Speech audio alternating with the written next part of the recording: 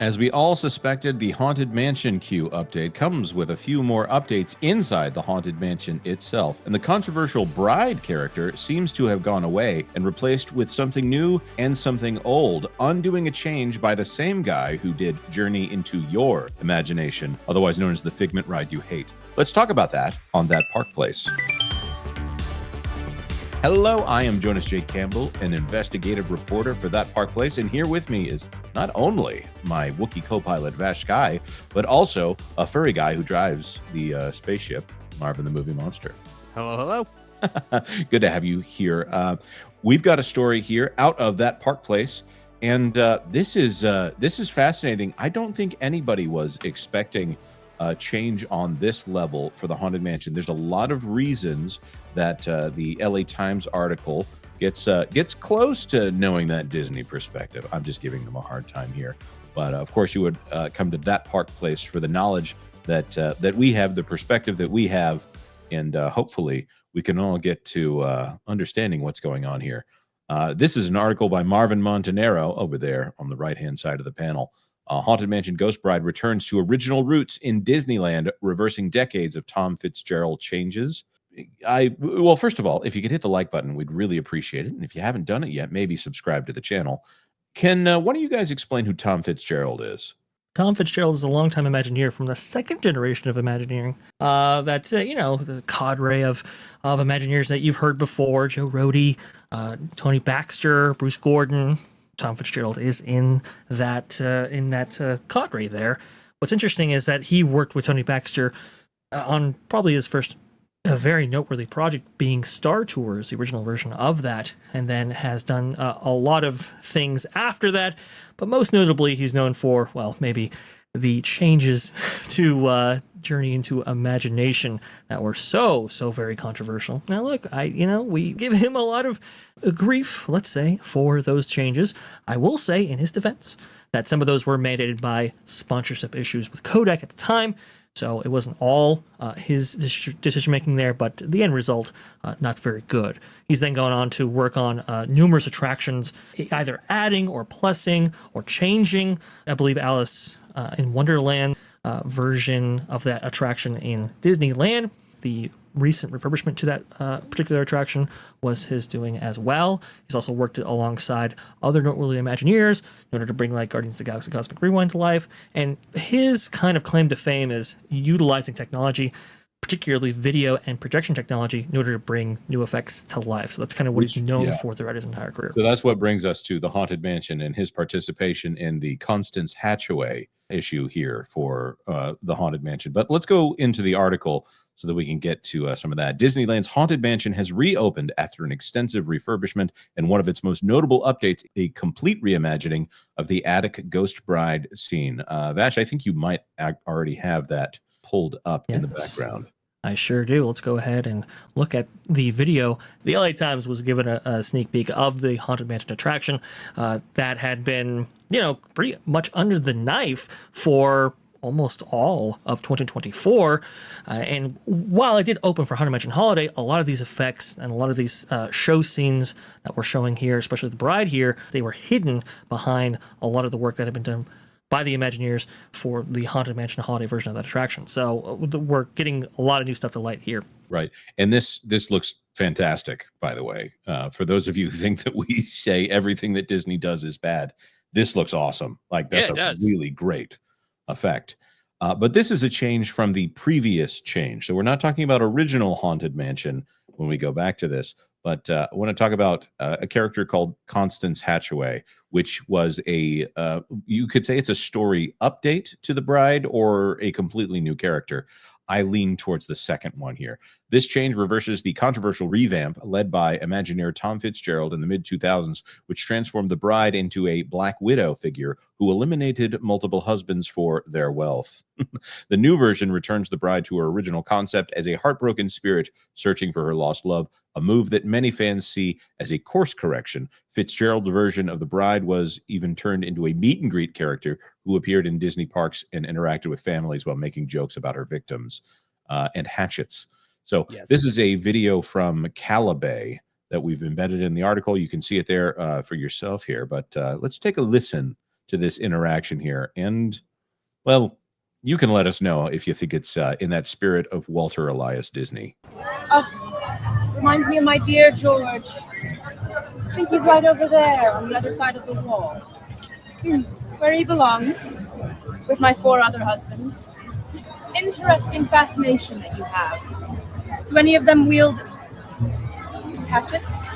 Some of them do, actually. But not as well as I do. No, you're the best. You never lose. So, you get the idea here that this is more of a murderous bride. Why didn't they make her look like a ghost? That's a why wasn't really she good blue question. and gaunt and she just looked like a regular lady? Yeah, she just looks like some broad that happens to be standing outside on the greenery in front of a nice house in New Orleans. The cast members at Haunted Mansion look more ghostly than the Ghost Bride. That's very true. That's very true. Good point. And I wonder if there are some sensitivities to small children being around that keep them from making her look like an actual ghost. I think the idea of that character walking around and talking to guests is already so misguided anyways. like are you a kids park? And I don't think that I don't know the context around that. If it was an event that was it was from July of 2023 according to the original poster of that, the Five Fires. You follow him on Twitter. He's an excellent follow if you're into Disney parks. But it's very clearly something that is not quite in that childish vibe there.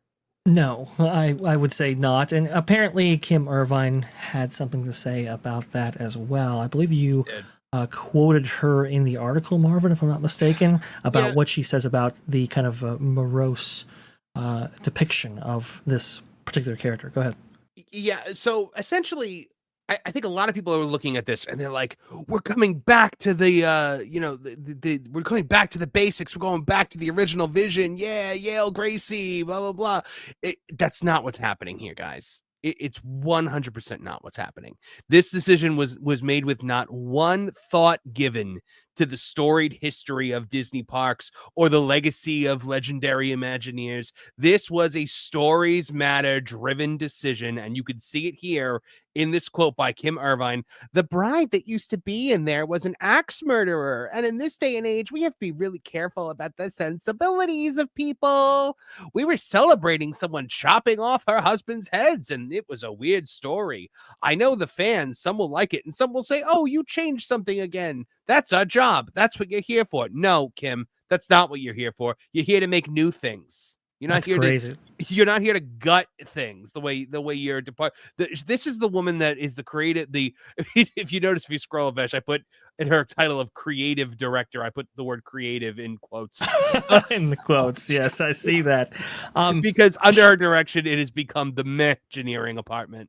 Yeah, and and you make a very valid point here. The Stories Matter group, sorry, that we've talked about often on this channel is, and we don't know their association with this, or if they had anything to do with this directly, or if this was just Imagineering going back and like, maybe we don't want to have a murderer as part of the plot line here. There is a murder as part of the Phantom Manor plot, if I'm not mistaken, right?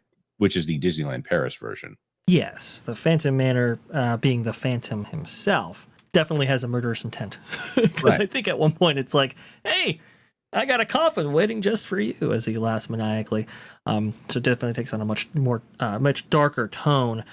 I'll say this, Kim, man, she's been an interesting figure because she was the one that kind of led the project to imbue Disney IP and characters into the Small World attraction at Disneyland. That was met with much contention, and I believe people have written about her experiences regarding that whole incident and how that was, obviously that was very controversial, but hard for her to take a lot of the criticism attached to that whole project right there.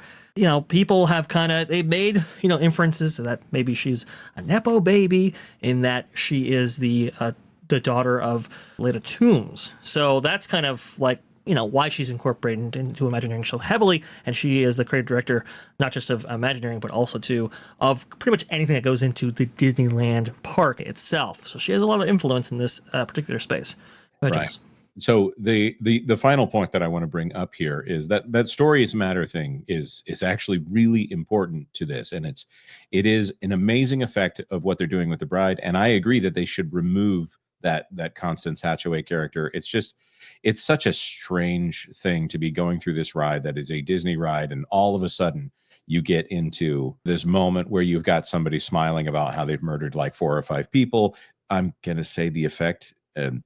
Today, I would say it looks dated. It was not a very magical effect at the time. Video projection is very hit or miss. Now, the Lenny Smoot floating Leota Tombs crystal ball, amazing effect, and I wondered how in the world they did it at the time that they did it. But the Constance Hatchaway one was just strange and had this weird, like, you could read it as a feminist thing if you really wanted to, but it just comes off differently now.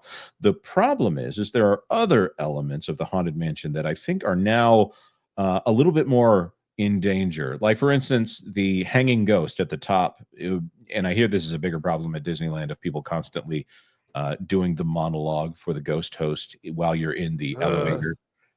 But looking up, and he says, "There's always my way."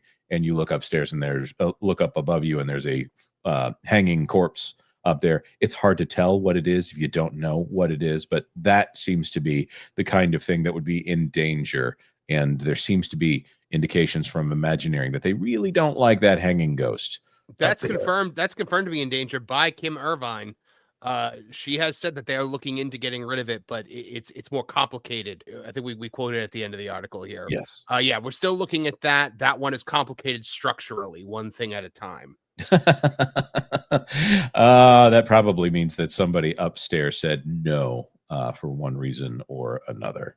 There's one thing I want to note here above all of this right here. This is very, very interesting. So you can see the bride depicted here with candelabra, and apparently they make reference to this candelabra later in the attraction itself, which is very interesting. So you have this kind of through line through this Haunted Mansion here now. What's very interesting about all of this is that it kind of evokes the candelabra that used to be in the bride's hand for Disneyland Paris's Phantom Manor. You can see this video right here.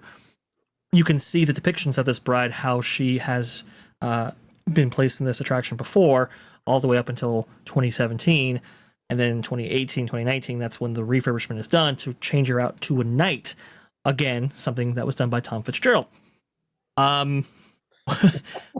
Are they throwing shade at Tom with this candelabra through line here? I don't know. Up to the interpretation of the viewer, I suppose. Yeah. And from most of the things I've heard about Phantom Manor, I've heard that it's a more fleshed out story throughout. And I wonder, do they still have the Vincent Price monologue out there? I don't know. It's an amazing thing, the different versions of these rides. And of course, out at Hong Kong, it's Mystic Manor, which I've always thought, wouldn't it be great when Encanto was announced as coming to Tropical America's Land, formerly Dinoland USA, may it rest in peace. We thought that they were going to be putting something like Mystic Manor over there. It sounds like it's going to be something that's probably an omni-mover, more like maybe not clamshells, but something in that same style, much like the Haunted Mansions ride system. So that being said, anything else you guys want to mention before we wrap this one up? Just that, whenever the Disney company makes any decision, whether it is something that you are going to enjoy or not enjoy, always look at the reason behind it, because typically it's not for the right reasons. And I think that's a classic example right here of giving people something that they wanted, but not doing it for the reasons they wanted it to be done. So enjoy the new Bride at the Haunted Mansion. Be interested to see if it comes to Walt Disney World as well. I kind of like the idea of the two Haunted Mansions being different. That's why I was very opposed to the Hatbox Ghost coming to Walt Disney World, etc. But yeah, be interesting to see, and always look into the why behind anything Disney does. Well, that's very true. And yikes, that Hatbox Ghost. I had forgotten how bad that is at Walt Disney World. Not very good implementation right there. I do think Marvin makes a great point here, which is we like the result. I mean, this effect looks actually very, very well. It looks like it's more in keeping with what that original vision for that scene was. She describes it more as kind of a lost love story right there. And I think that's appropriate. I think it fits the somber tone more than maybe Constance Hatchaway did. At the same time, though, we have to realize why these things are being done, and what just because we like the result doesn't necessarily mean we like why these things were done, especially if they end up or altering the stretch room scene. With that being said, we want to throw this to our audience. Obviously, the three of us have very different opinions and perspectives on this. We want to know what yours is on the Haunted Mansion update. Will you be visiting it? And also, there's some interesting things we'll be covering in another video, perhaps some articles on that Park Place about the AI art that was in the Haunted Mansion carriage house. That Haunted Mansion carriage house is still sitting there. They ain't fixing that thing anytime soon. We have a number of articles about that right now, Jonas. So if you head over to that parkplace.com, you can read all about the lack of imagination within Imagineering. Well, you can also hear about Kim Irvine's defense. That'll be coming up soon. So hit the like button if you don't mind. We would really appreciate it. And if you haven't done it yet, consider subscribing to That Park Place for all the news that should be fun. Thanks for watching That Park Place News. For more information, consider checking out www.thatparkplace.com. And don't forget to subscribe, share, like, and send this out on your favorite social media accounts.